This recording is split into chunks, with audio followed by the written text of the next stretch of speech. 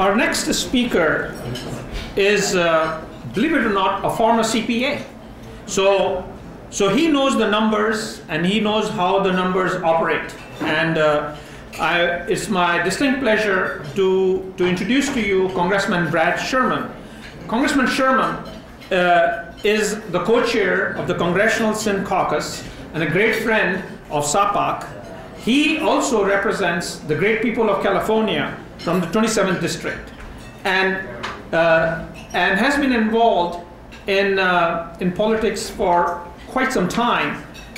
He also graduated from Howard Law and currently serves on the Committee on Foreign Affairs, Subcommittee on Terrorism, Non-Proliferation and Trade, and Subcommittee on Asia and the Pacific. So without further ado, I request Congressman Brad Sherman to come in and speak a few words with our friends today. Congressman Sherman. Thank you. Thank you.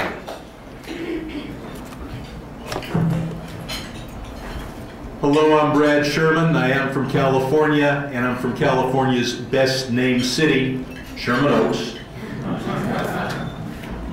With me today is Siamak Kurdistani, my foreign policy advisor, and Siamak knows something about what it is to be part of an ethnic minority in the Middle East.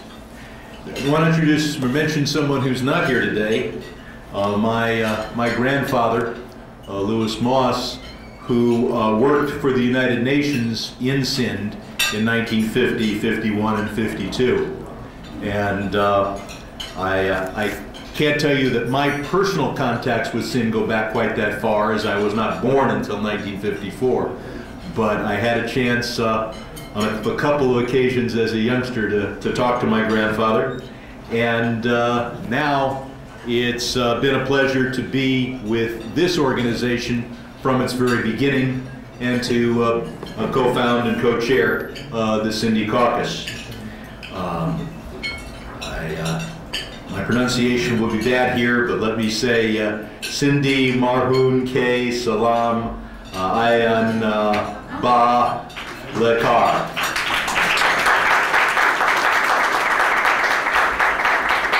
Afterwards, I'll talk to a few people. They'll tell me how I should have pronounced that. And next year, when I come back, my pronunciation of the Sindh language will be better. I want to thank so many good friends that I have in the room, particularly Sufi for his leadership in putting this group together and for getting us all involved. I serve as a senior member of the Foreign Affairs Committee, and I'm, of course, co-chair of the Congressional Sin Caucus, and I am the chief Democrat on the subcommittee that deals with terrorism, non-proliferation, and trade. I look forward to working with you to build a strong relationship between the people of America and the people of Sindh. As to our relations with Pakistan, we saw the Osama bin Laden situation with him in Abbottabad, taken out by U.S. Special Forces, perhaps being protected or at least winked at by the ISI. We've seen how the ISI has backed the Haqqani network in its attack on the U.S. Embassy in Kabul. U.S.-Pakistan relationship, frankly, has hit an all-time low. But we have to keep in mind that this is a nuclear-armed state and a nation that is on the front line of several conflicts within its own borders and within South Asia. Pakistan is therefore one of the most pressing, most complex, most difficult of all the international security problems that America faces. That's why it's more important than ever that the United States reach out to the Sindhi people, and I should add the Baluchi people, who have been marginalized by the central government in Pakistan. The people of Sindh, their culture, their language, their way of life, have been under, dare I say it, attack from governmental bodies and the security forces in Pakistan for decades. Political activists defending Sindhi rights have been subject to arrest, disappearances, torture, and even killing. The Sindhi language and culture are woefully underrepresented in the Pakistani government. I believe that the United States needs to reach out to this historically underrepresented and even oppressed segment of the Pakistani population. This is a population that you well know has cultural traditions in Sufism and a natural tendency toward a moderate interpretation of Islam and therefore cooperation with the United States. The Sindhis can help advance U.S. interests in the region by opposing extremism and sectarian violence. Sindhis offer this Sufi-influenced narrative that is harmonious with American ideals and with the ideals of democracy, freedom, and compassion.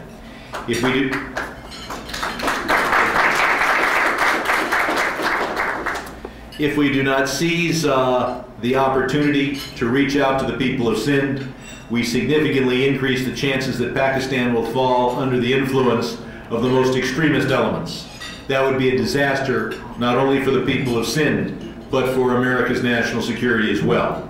We cannot ignore the southern third of Pakistan, and especially we cannot ignore the native population of Sindhis who share our values and share a dedication to democracy and freedom.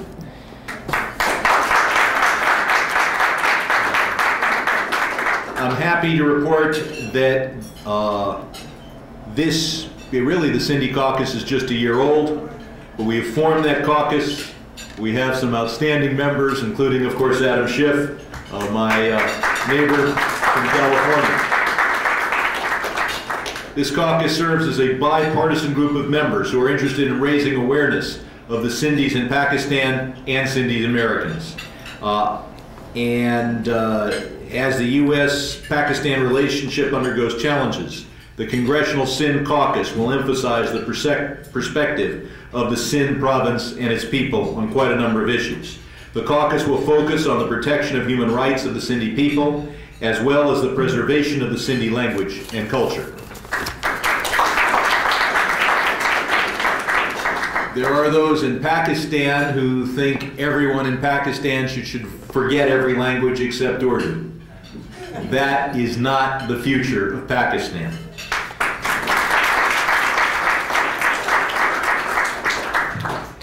As I've mentioned, there is no population more important to us in our efforts against extremism and terrorism than the Sindh people of Pakistan. But for many years, the Pakistani government has focused on trying to encourage the use of just a single language, Urdu, when in fact Sindhi is spoken by far more people, tens of millions more people, than is Urdu. We have a need to reach out to the people of Sindh province and others who speak the Sindhi language. The native Sindhis profess, as I've said, that moderate form of Islam that is so consistent with American values.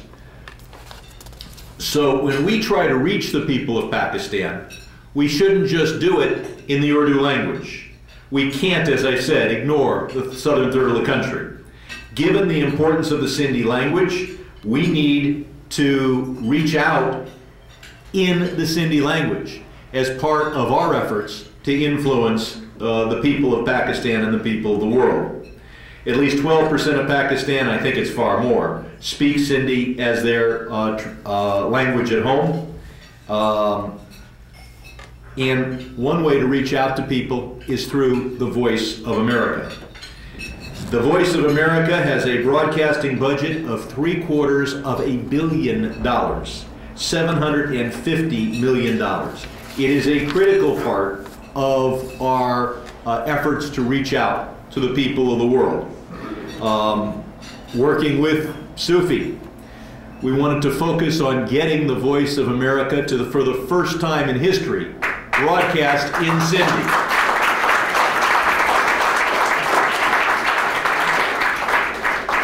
Two months ago, I offered an amendment in the Foreign Affairs Committee to require that we start broadcasting in the Sindhi language.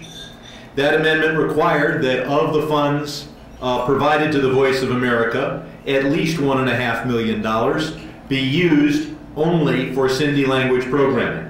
I'm happy to report to you that that amendment passed unanimously.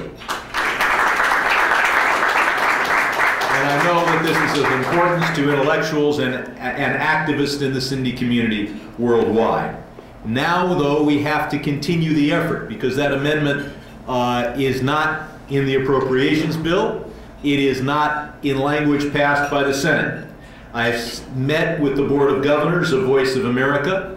They see the importance of broadcasting in the Sindhi language. And the first question we have to ask, and one where you folks have more expertise in this room than the whole Board of Governors of the Voice of America system, is should we broadcast in FM, in AM, or in shortwave? Now, FM is probably the best way to reach people in Karachi if your tower is in Karachi, because FM doesn't go that far, and if you happen to control, as the Pakistani government actually controls, the airwaves in Karachi, and you want to reach people in that urban environment, FM would be the right way to go. My guess is, but I want to work with people here, that the better way to reach rural Sindh is through what's called medium wave, better known as AM radio. And the question there is, do the people in rural Sindh and in the towns and smaller cities of Sindh have access to AM radio? A third approach would be shortwave. That would be the easiest. We could broadcast from the furthest away. But as an old ham radio buff, that shortwave doesn't come in all that well unless the technology has progressed from the days I last tried to use it. So I look forward to getting your advice. As you can tell from the advice I've gotten, it is that we should be doing AM broadcasting, probably out of the United Arab Emirates, and aimed at the people of southern Pakistan. This has the additional advantage of not having to ask permission of Islamabad. And I don't know what Islamabad would do. I think it would be outrageous for them, an ally getting billions of dollars from the United States, to say, don't reach the southern third of our country in the language that's spoken there. But I can't tell you that every decision made in Islamabad is logical and reasonable. So it's certainly easier to pursue the avenue where you don't have to ask permission.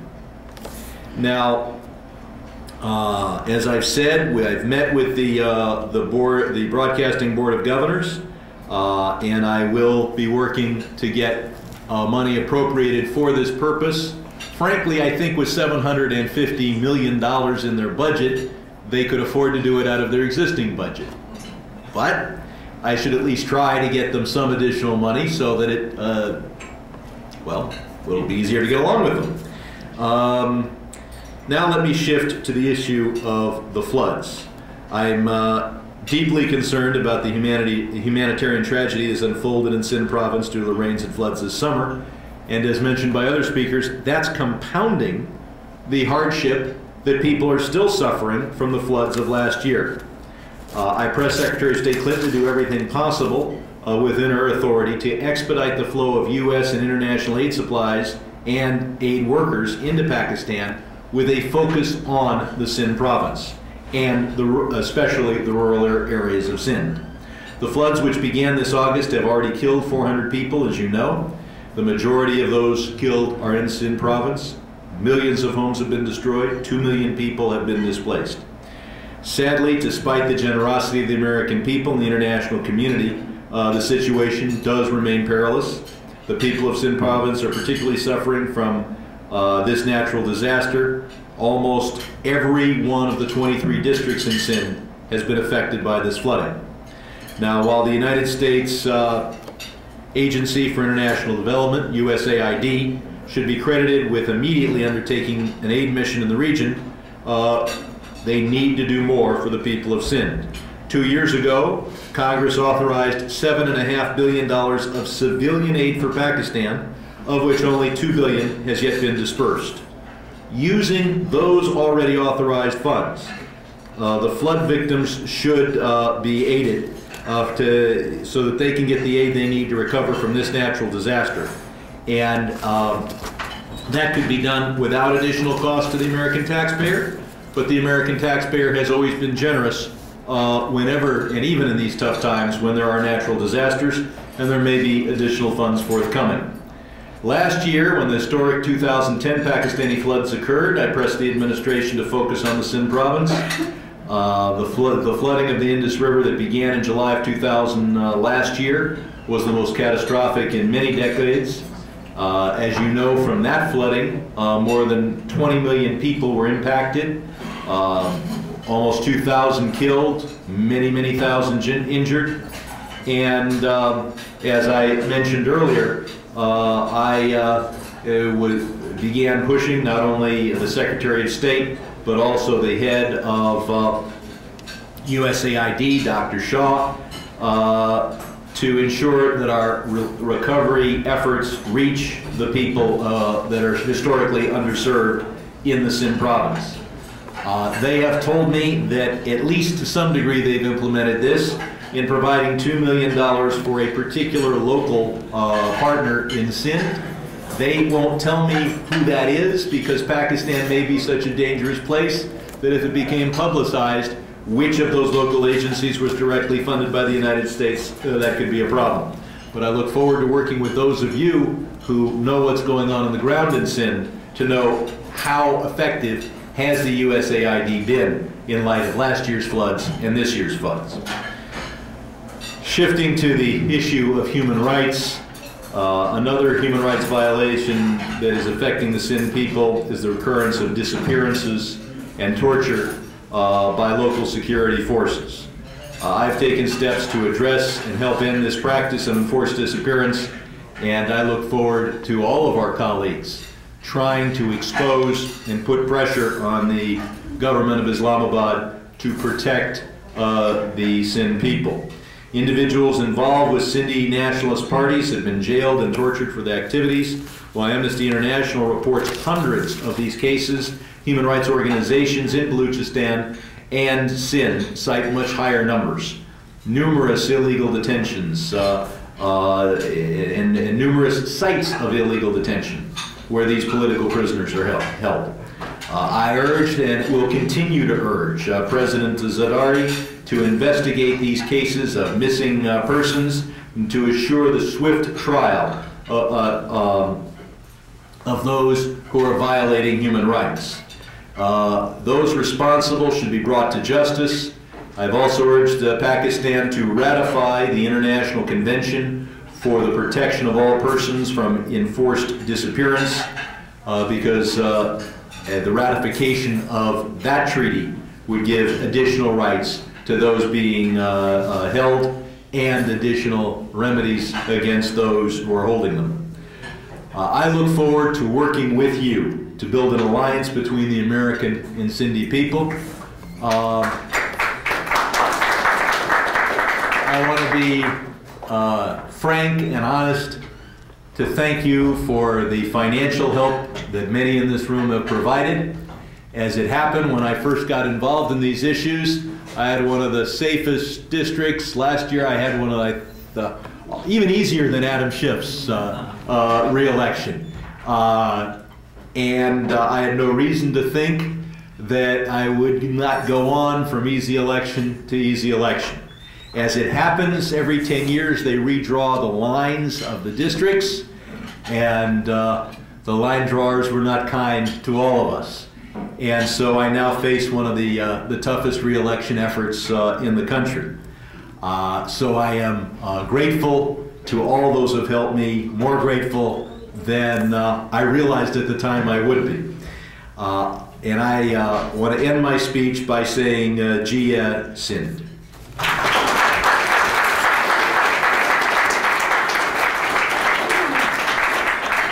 Congressman, we would like to present a token of our appreciation, a Sindhi topi and an ajrak.